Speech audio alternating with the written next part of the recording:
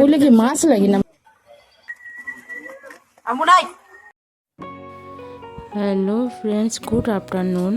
তো দেখো আজকে আমরা কোথায় ঘুরতে চলে এসেছি 5 জন মিলে। তো পুরো ব্লগটা দেখতে থাকো, কোথায় আসছি। যদি কেউ জেনে থাকো বা বুঝে থাকো তো অবশ্যই বুঝতে পেরে গেছো, আর যারা জানোনি বা বুঝোনি যে এটা কোন জায়গা, তো পুরো ব্লগটা দেখতে থাকো, অবশ্যই বলবো। তো আমাদের ঘুরতে আসার কোনো প্ল্যানই ছিল না, হঠাৎ করে ভাই ফোন করে বলল যে তো আজকে চল ঘুরতে যাব। তো হঠাৎ করে তো ঘুরতে সবাই হঠাৎ করে প্ল্যান করে বেরিয়েই পড়লাম। আর একটা জিনিস দেখবে যে কোথাও যদি তোমরা আগে থেকে প্রোগ্রাম করো যে এক জায়গায় যাব, তো সেই জায়গার ক্ষেত্রে কি হয়, কারো সময় হয় না বা কারো একটা কিছু না কিছু একটা হয়ে থাকে, তো প্ল্যানটা একটু ক্যান্সেল হয়ে যায়। তো হুট করে বেরিয়ে পড়লাম, যাই হোক বেরিয়ে পড়ে গেছি। তো আজকে হয়ে গেল আমাদের ঘোরাটা। তো অ্যাকচুয়ালি এখানে আমরা যেহেতু অনলাইনে ভাই টিকিট করছিল, তো ওই টিকিট দিয়ে আমরা এসেছি। তো টিকিট আমাদের 50 টাকা করে নিয়েছিল। আর যদি তোমরা চাও যে গাড়িতে করে ঘুরবে, তো ওটাতে 200 টাকা কি 400 টাকা এরকম হবে। তো ঠিক আমার সঠিকটা জানা নেই এগুলোর বিষয়ে। তো ভাই সব কিছু মানে টিকিট করে কেটে নিয়েছে। তো এখানে যে আমরা টিকিটটা কেটেছি, তো সেই টিকিটের মধ্যে মানে হেঁটে হেঁটে সব জায়গায় ঘুরে বেড়াও। তো এই জায়গাটা অনেকটা বিশাল জায়গা, অনেকটা জায়গা জুড়ে আছে, পশু পাখি দেখার মতো অনেক কিছু আছে। আর তোমরা যদি গাড়িতে করে ঘোরো, তো ওটা যেটা 200 টাকার আছে, তো গাড়িতে ঘুরলে ওখানে বাঘ ভাল্লুক অনেক কিছু দেখা যাবে। এটাই হচ্ছে। আর গাড়িতে ঘুরলে কি কোনো হাঁটাহাঁটির কোনো কষ্ট নেই, সমস্যা নেই, গাড়িতে বসে আরামসে সব কিছু ঘুরে দেখো। এই জঙ্গলের মধ্যে অনেকটা বড় জঙ্গলে এটা। আর হেঁটে যেটা কম টাকার টিকিট, সেটা তুমি পায়ে হেঁটে হেঁটে কতটা দূর যেতে পারবে। পায়ে হেঁটে গিয়ে এটা একটু কষ্ট হয়, অস্বস্তি হয়, আর এমনি শীতকালে ভালোই লাগে হেঁটে। তো দেখো বন্ধুরা, যারা পায়ে হেঁটে সাফারি করবে তারা অবশ্য বাড়ি থেকে কিছু খাবার বানিয়ে আনলেই বেশি ভালো হবে।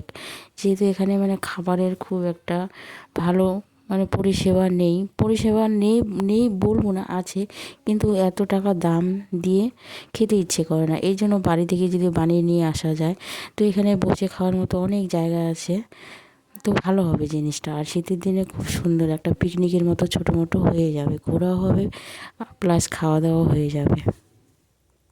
আর যেহেতু আমরা আমরা পায়ে হেঁটে হেঁটে মানে হেঁটে হেঁটে ঘুরে দেখছি সবগুলো জায়গাগুলো, পশু পাখিগুলো, তো প্রচুর খিদে পেয়ে গেছিলো, কি কি বলবো আর তোমাদের। এটাই দেখো, এই অজগর সাপটা আগে যখন আমি মোটামুটি 2 বছর আগে এসেছিলাম, তখন ছিল না এই এগুলো। তো এগুলো নতুন আনা হয়ে গেছে। মানে দেখতে পাচ্ছি এখানে দুটো আছে, কীভাবে নড়ছে দেখে তো প্রচণ্ড ভয় লাগছে আমাকে। এটা একদম বড় একটা সীসার ঘরে রাখছে, আর এদের সম্পূর্ণ ব্যবস্থা করা আছে দেখতে পাচ্ছ। মানে এই ঠান্ডার মধ্যে মানে সমস্ত রকম এদের জোগাড় করা আছে, যাতে এদের কোনো অসুবিধে না হয়। আর আমার মতে যতগুলো তোমাদের কাছে শেয়ার করতে পারছি ততগুলোই শেয়ার করছি। তো বন্ধুরা, তোমরা যদি এই জায়গায় আসতে চাও, তো শিলিগুড়ি চেকপোস্ট থেকে তোমরা গাড়ি পেয়ে যাবে, ওখান থেকে 30 টাকা নিয়ে নেবে ডিরেক্ট এখানে বেঙ্গল সাফারি। অবশ্য বুঝতে পেরে গেছো যে এটা কোন জায়গায় আর কত কি, সবটা ক্লিয়ার করে বলে দিলাম। আর যদি আরও যদি কিছু ডিটেলস জানতে চাও তো অবশ্যই কমেন্ট করে অবশ্যই বলবে।